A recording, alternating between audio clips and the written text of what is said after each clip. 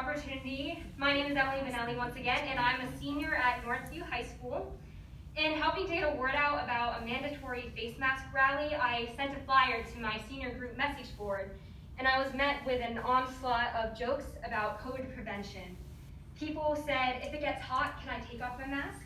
People said, what if I cut holes by the nose so I can breathe easier?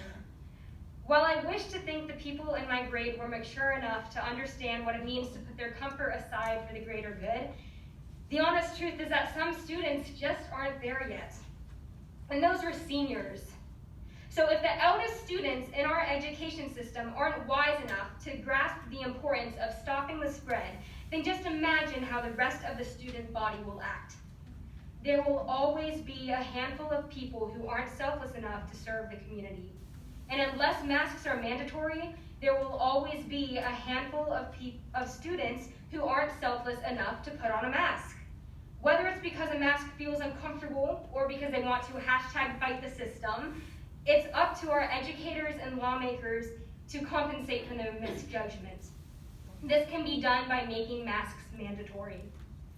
There are multiple aspects to keeping our community safe from COVID. There's washing your hands, social distancing, and wearing a face mask.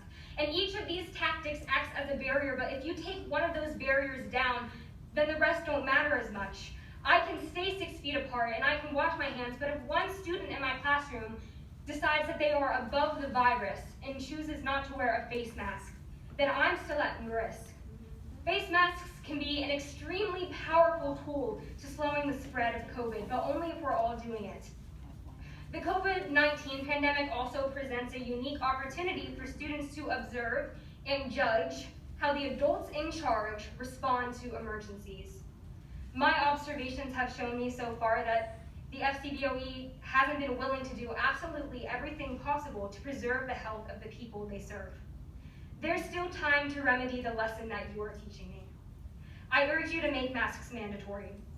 I also have a list of 238 teachers who put their trust in you to make the right decision, and I'll elaborate, who put their trust in you to make masks mandatory.